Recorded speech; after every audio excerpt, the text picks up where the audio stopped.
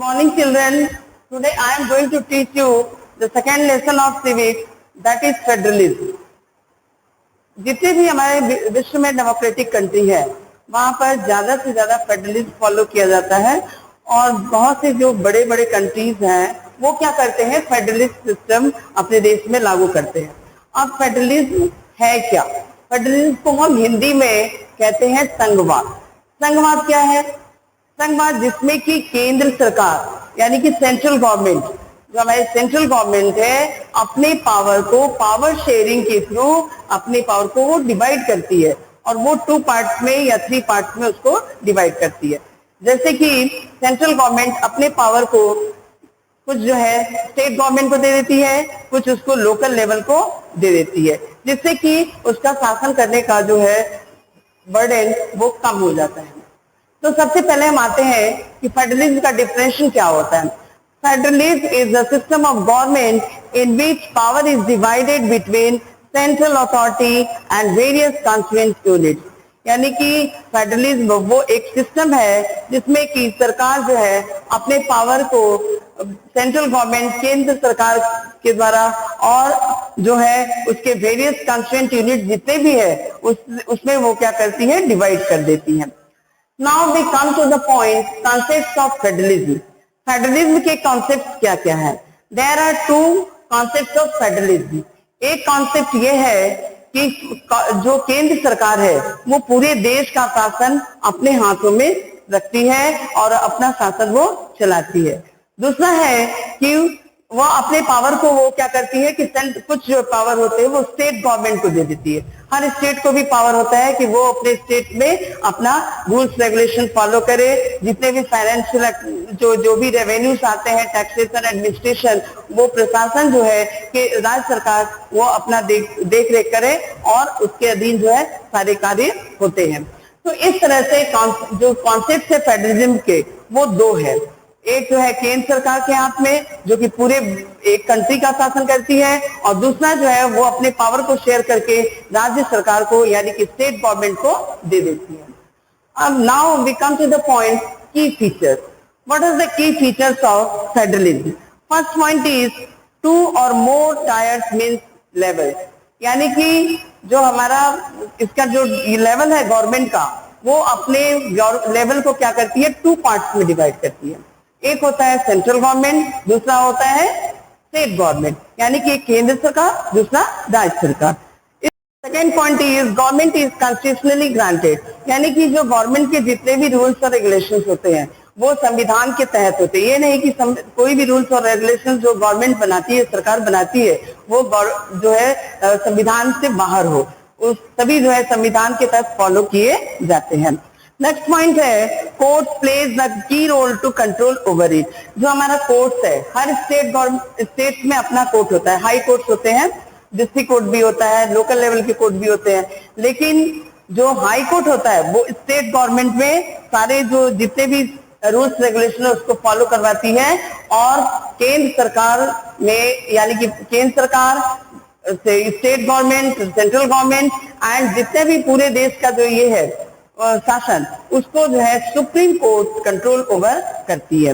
Next point है it accommodate diversity. तो हम लोग जानते हैं कि भारत जो है एक डाइवर्सिटीज वाला कंट्री, यहाँ डिफरेंट पीपल्स रहते हैं, डिफरेंट रिलीजन के पीपल रहते हैं, डिफरेंट लैंग्वेजेस के पीपल यहाँ पे रहते हैं जो कि डिफरेंट भाषा भाषी वाले हैं, और ऐसे बहुत सारे डाइवर्सिटीज हमारे कंट्रीज है। तो उसको देखते हुए ये क्या करता है, फेडरलिज्म के तहत हम उसको एकोमोडेट करते हैं, यानी कि सभी को मिलाकर हम काम करते हैं। यानी कि हमारा जो केंद्र सरकार है वो सबको देखते हुए काम करती है, पॉलिसीज और प्रोग्राम्स को इम्प्लीमेंट करती है।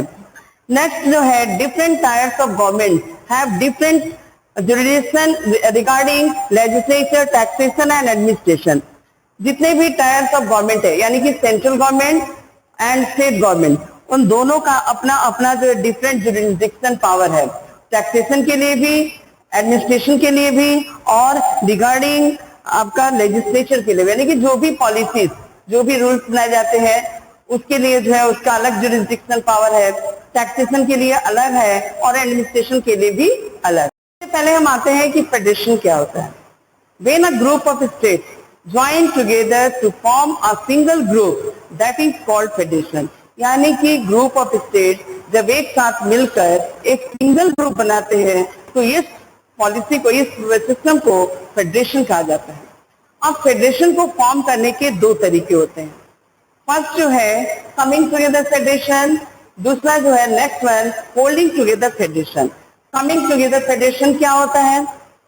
जब छोटे छोटे स्टेट अपने आप से मर्ज करके एक बिगर यूनिट बनाते हैं तो ये होता है आपका कमिंग टुगेदर फेडरेशन। और अमेरिका जैसे कंट्री में, स्विट्जरलैंड जैसे कंट्री में, ऑस्ट्रेलिया जैसे कंट्री में ये जो है कमिंग टुगेदर फेडरेशन होता है। नेक्स्ट जो है holding together federation. Holding together federation में क्या होता है कि जो हमारी सेंट्रल गवर्नमेंट होती है वो अपने पावर को स्टेट गवर्नमेंट को डिवाइड कर देती है, स्टेट गवर्नमेंट में दे देती है, तो ये हो जाता है आपका होल्डिंग टुगेदर गवर्नमेंट। लेकिन उसका जो रूल्स रेगुलेशन है या गवर्न वो होता है सेंट्रल गवर्नमेंट से। तो इसके एग्जांपल है इंडिया, स्पेन, बेल्जियम।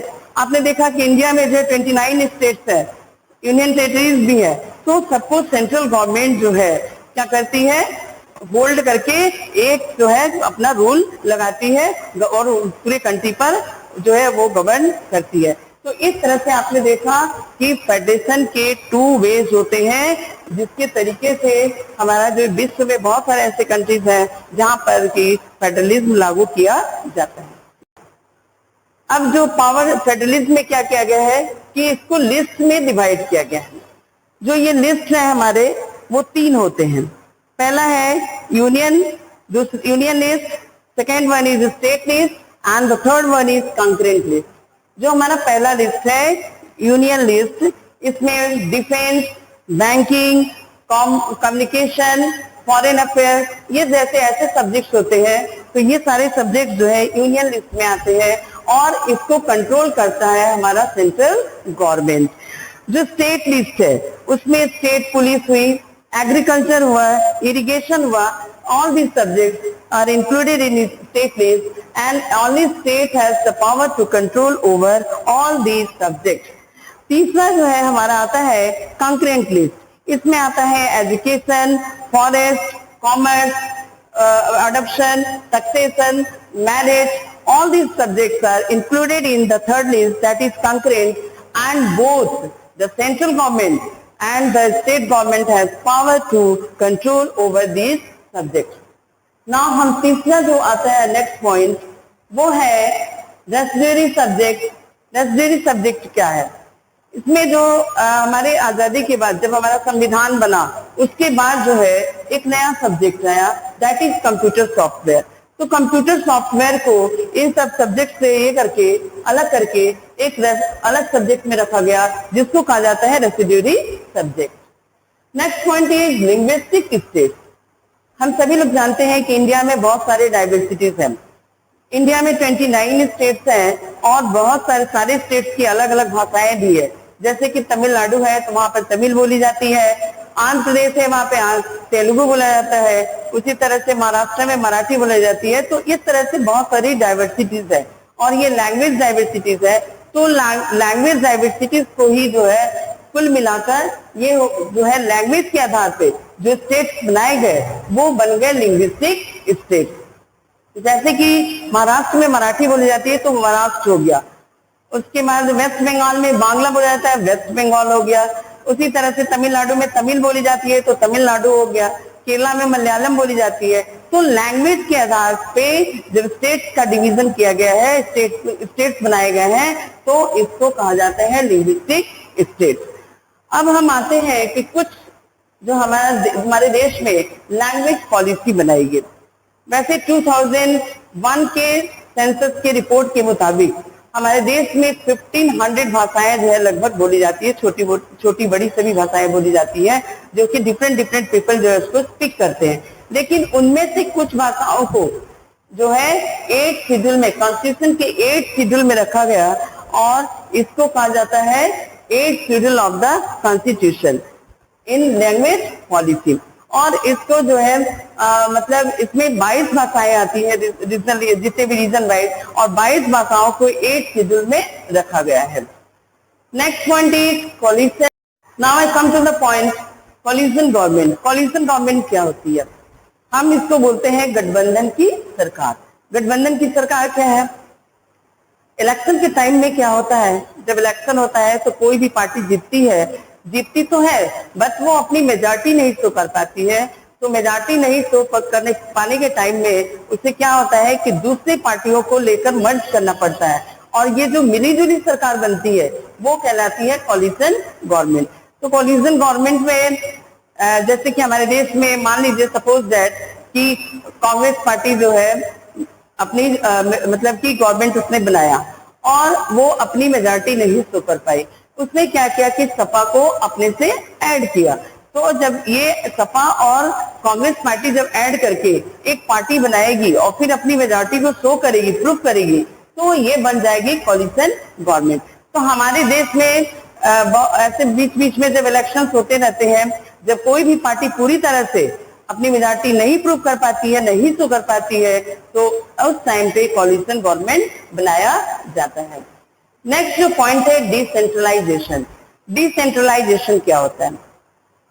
जो हमारा देश है इसमें क्या होता है कि हमारा देश तो बहुत बड़ा है, तो इसमें जो है उसको शासन करना बहुत ही मुश्किल काम है। तो इसके लिए हमारी गवर्नमेंट ने क्या किया कि अपने पावर को कुछ कम करना चाहा और उस पावर को, ऐसे तो 2 टायर सिस्टम ऑफ गवर्नमेंट है इंडिया, लेकिन इंडिया जो है 2 टायर सिस्टम होने के बावजूद भी उसको जो है कुछ लोकल लेवल्स में जो प्रॉब्लम्स होते हैं, इश्यूज होते हैं, उसको सॉल्व नहीं कर पाती है सेंट्रल गवर्नमेंट, स्टेट गवर्नमेंट। तो इस ऐसे सिचुएशन में हमारी गवर्नमेंट क्या करती है? डिसेंट्रलाइजेशन करती है।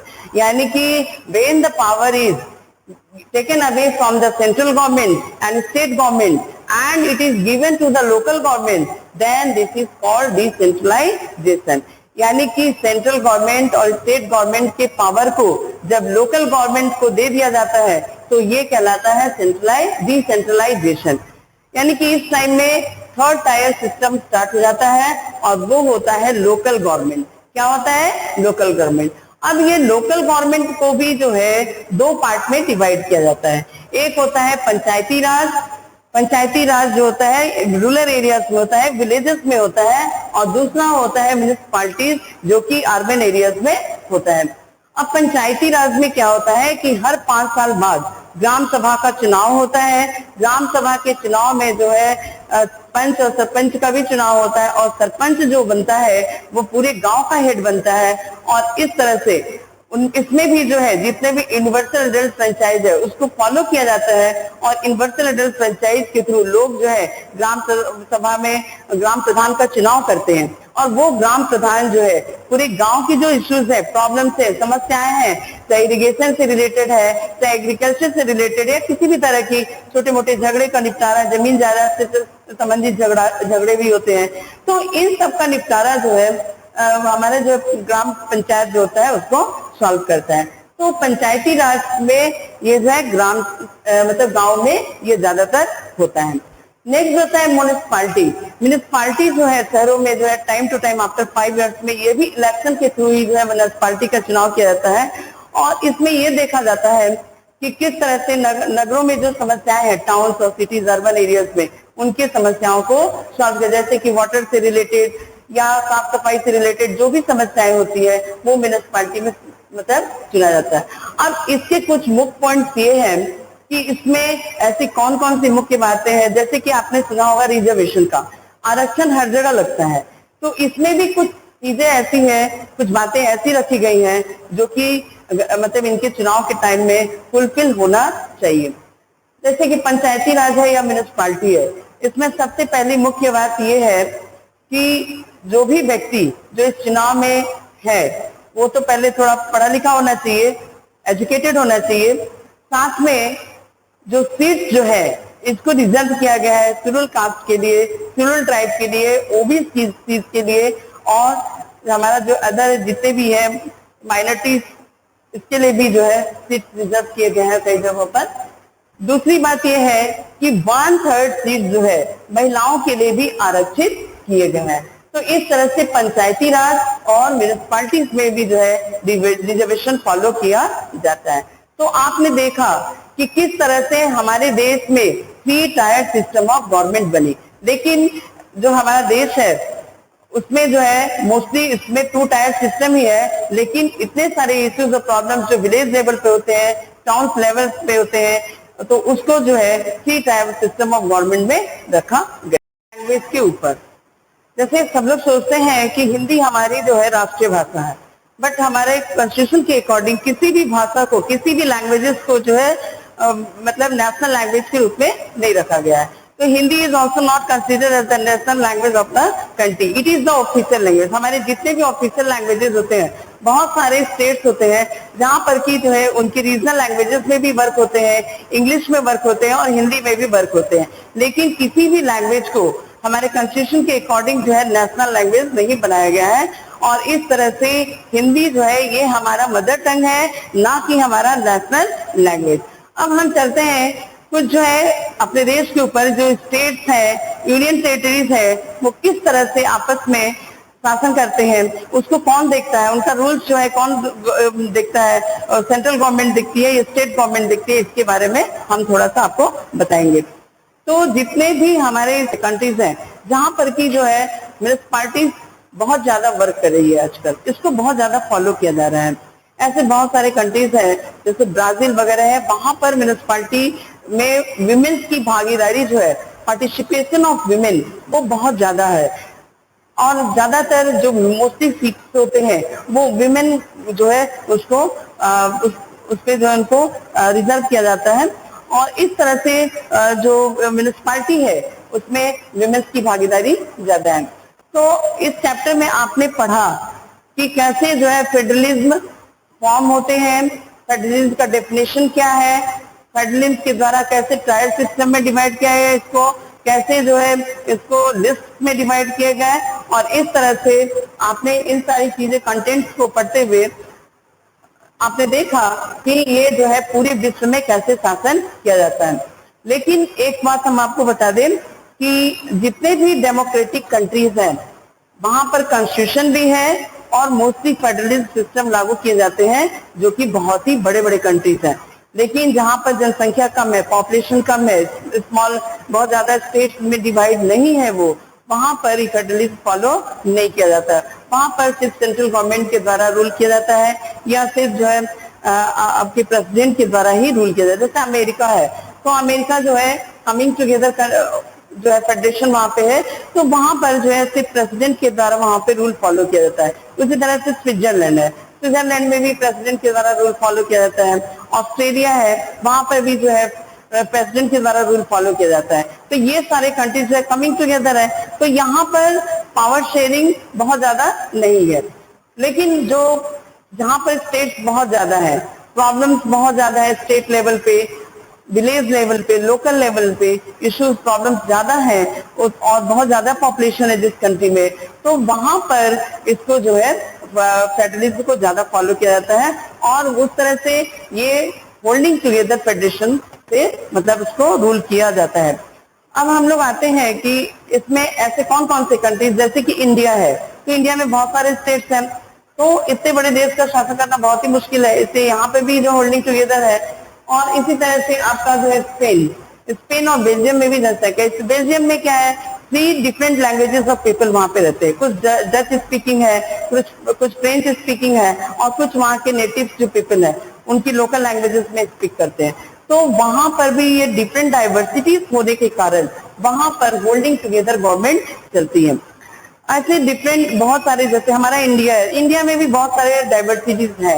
इन डाइवर्सिटीज के थ्रू भी हमारे कंट्री में इन सबको फॉलो करते हुए रूल किया जाता है। और ये टायर सिस्टम जो है बहुत ही इंपॉर्टेंट है। वैसे जो कॉन्स्टिट्यूशन के अकॉर्डिंग जो 2 ही टायर सिस्टम होते हैं, that is central government, state government, but एक 3rd टायर सिस्टम भी इसको फॉलो किया गया है, that is local level system. तो ये हर कंट्री में पॉसिबल नहीं है, बहुत सारे कंट्रीज में सिर्फ 2 ही टायर सिस्टम ऑफ गवर्नमेंट चलती है और कुछ ऐसे कंट्रीज हैं जहां पर की जो है 3 टायर सिस्टम ऑफ गवर्नमेंट चलती है।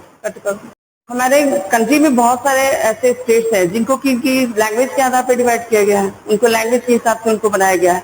बट ऐसे 3 स्टेट्स हैं जिनको की लैंग्वेज के हिसाब से उनको मतलब नहीं ये किया गया। जैसे कि झारखंड है, उत्तराखंड है और आपका जो है नागालैंड है। तो ये 3 स्टेट्स है जिनको में की भाषा के आधार पर इनको डिवाइड नहीं किया गया है, इनका नाम नहीं रखा गया है। जैसे कि तमिलनाडु का नाम तमिल भाषा के आधार पर रखा गया, केरला जो है मलयालम के आधार पर रखा गया, महाराष्ट्र मराठी के, गुजराती भाषा के आधार पर गुजरात का नाम रखा गया। तो उसी तरह से इन 3 स्टेट्स को, इनमें कोई भी ऐसे नहीं है कि इनकी वही भाषा बोली जाएगी, उनके आधार पर इनका नाम जो है रखा गया। अब हम आते हैं कोलिशन गवर्नमेंट के ऊपर कि कोलिशन गवर्नमेंट जो है, जो हमारे सेंट्रल गवर्नमेंट और स्टेट गवर्नमेंट, इन दोनों के बीच में किस तरह से कोरिलेशन रहता है, कोरिलेशन के आधार पर कैसे वहां पे कोलिशन गवर्नमेंट पाई जाती है। 1990 के बाद हमारे देश में जो है कोलिशन गवर्नमेंट बनने शुरू हुई। ये देखा गया, सॉरी, डिसेंट्रलाइजेशन लागू किया गया और ये देखा गया कि वहां पर जो है कोलिशन गवर्नमेंट तो बन रही है, लेकिन उसका जो है सॉल्यूशन सही से नहीं निकल रहा है, वो रूल्स और रेगुलेशंस नहीं सही से फॉलो हो रहे हैं हमारे विलेज लेवल में, हमारे म्यूनिसिपालिटी लेवल में। तो इसके लिए जो है हमारी सेंट्रल गवर्नमेंट ने पार्लियामेंट के आधार पर जो है इसको डिवाइड किया और वो पावर शेयरिंग किया गया और ये जो है सेंट्रल गवर्नमेंट और स्टेट गवर्नमेंट में इसको डिवाइड किया कि कुछ पावर जो है, यानी पूरे देश का पावर तो सेंट्रल गवर्नमेंट के पास होता है, लेकिन अपने पावर को वो शेयर करके स्टेट गवर्नमेंट को भी देती है ताकि उसका बर्डन कम हो। और फिर जो है स्टेट गवर्नमेंट क्या करती है, अपने पावर को लोकल लेवल में भी दे देती है ताकि उसका बर्डन, क्योंकि लोकल जो प्रॉब्लम्स होते हैं, इश्यूज होते हैं, वो लोकल पीपल अच्छी तरह से जानते हैं, तो वो इजीली उसको सॉल्व कर देते हैं। तो इसको देखते हुए डिसेंट्रलाइजेशन इंडिया में किया गया। तो हमने पूरे चैप्टर के कंटेंट में जो पढ़ा वो है फेडरलिज्म और किस तरह से फेडरलिज्म है एक कंट्री में वर्क करती है। फेडरलिज्म के थ्रू जो है कैसे जो है रूल्स को फॉलो किया जा सकता है, किसी भी कंट्री को गवर्न किया जा सकता है। और फेडरलिज्म फॉलो होता है एक बड़े देश में जहाँ पर जनसंख्या बहुत ज्यादा है, बहुत ज्यादा स्टेट्स हैं, तो ऐसे कंट्रीज में जो है मतलब फेडरलिज्म फॉलो किया जाता है। Thank you.